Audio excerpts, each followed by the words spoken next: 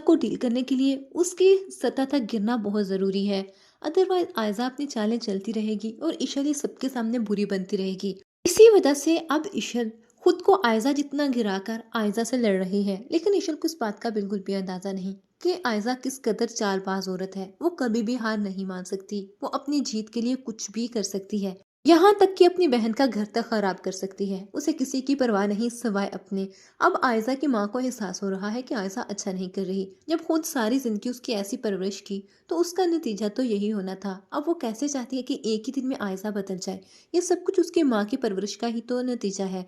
अब ईश्वर खुश है कि उसके पास आयजा की कमजोरी है, लेकिन आयजा कैसे चुप करके बैठ सकती है कि उसकी कमजोरी किसी के हाथ में हो।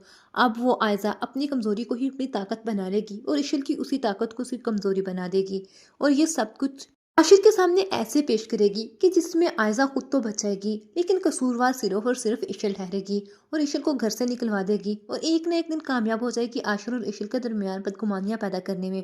आशिर की बदगुमानियों को इतनी हवा देगी कि आशिर इशल को छोड़ तक देने का फैसला कर लेगा, लेकिन अनाया इतनी ना तो खुद गर्ज है और ना ही बुरी कि वो अपनी बहन को बचाने के लिए ईश्वर और आशिर का घर टूटने दे, उस ईश्वर का जिसने उसका राज रखा, पर्दा रखा।